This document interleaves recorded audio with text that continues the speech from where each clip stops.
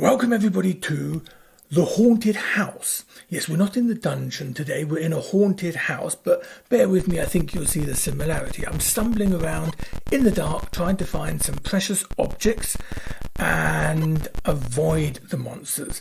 I can't kill them. If any of those monsters touch me, I lose a life. Bottom right hand corner you see I start off with 9 lives, and that green thing is a bat. There are 3 spooks, a ghost, a bat and a spider. And this was a very boring round. I found all 3 parts of the urn that I need to be able to leave the house straight away. As you see, it's dark in the house. I am those 2 eyes and I can light a match. If any of the spooks are in the same room, they will blow out my match and I can't see anything like the spider did now. I've got to light another match and pop into this room. And here we have a very unusual situation cornered by all 3. There is a ghost, a bat and a spider. As you can see, bottom right hand corner, I've lost a life. I'm now at 8. Obviously, if I'm reduced to 0, I lose the game. There is an urn that has been broken into 3 pieces and the pieces are spread throughout the house. I have to find them to be able to leave the house, well, not again, on level 1. Now there is also a scepter that you've already seen me pick up, which if I'm carrying, the ghost, the bat and the spider cannot harm me.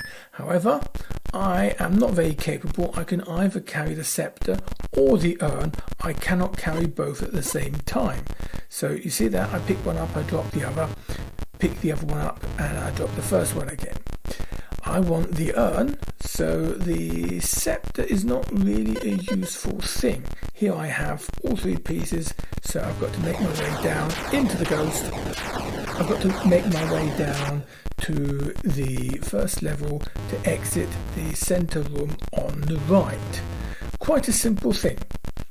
Now there are variations of the game. While actually looking for something totally different, I stumbled across this, and there'll be a link if you're interested in playing this down in the description.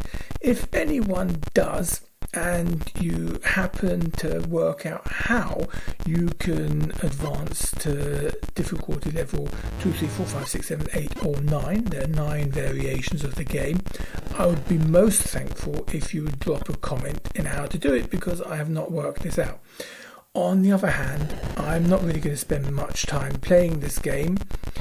This is something back in the very early 80s. My father got an Atari system, and this is, believe it or not, one of the more advanced games that we had on it. Absolutely loved it. Spent hours of my childhood or youth playing this game. It was nice to quickly delve into this again, but I'm probably not going to do too much of it in the future. However, as I said, if anyone works out how you advance to level 2, 3, 4, 5, 6, 7, 8 or 9 would be really great. There is a fun thing about this. If you end the game with a spook in the right position, the next time you start the game, you're automatically going to lose a life. Like this. Fun thing to do if you want to annoy your brother, obviously.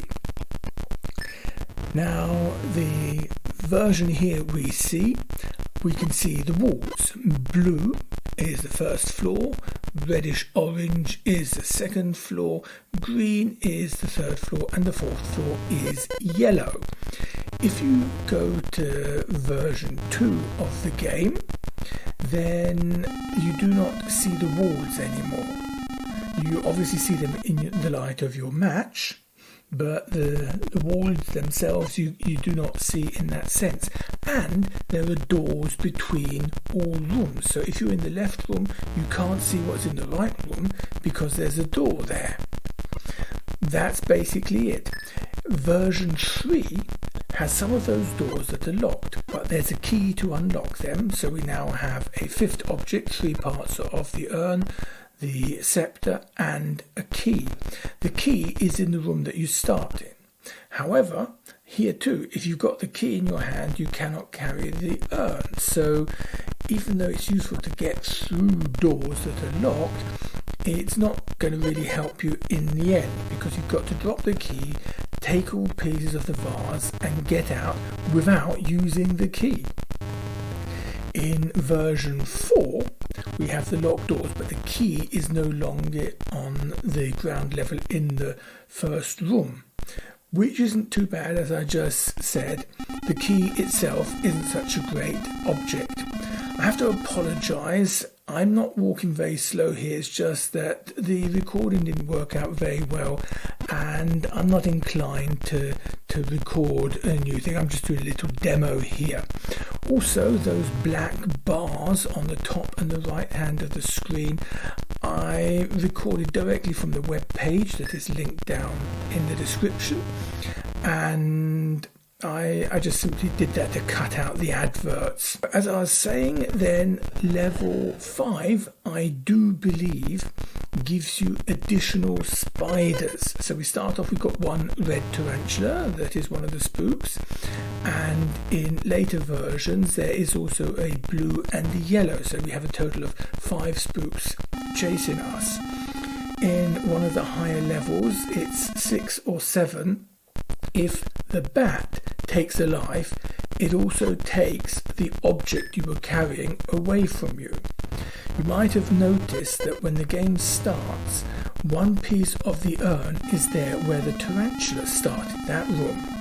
The room that the bat starts off in always has the scepter in it, and if you've got 3 tarantulas, then each one of them has a piece of the urn.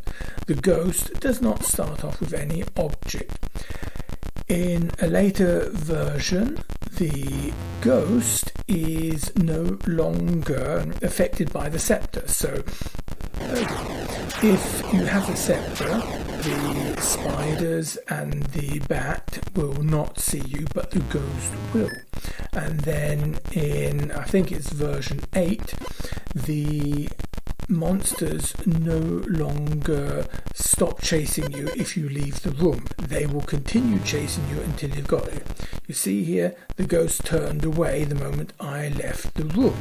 The tarantula also goes back on its course the moment I leave the room. The very last difficulty level, you have got 3 spiders, a bat that steals your objects, a ghost that doesn't care about the scepter, and all spooks will chase you when they find you. The system in which the doors are locked is changed. It's fixed, but it's not the same system of locked doors that you've had throughout all the other games. So those are the 9 variations. At the moment I can't really play them because, as I said, I've not worked out how to play levels 2, 3, 4, 5, 6, 7, 8, 9. So this is Haunted House, quite an old game that I enjoyed a lot as a child.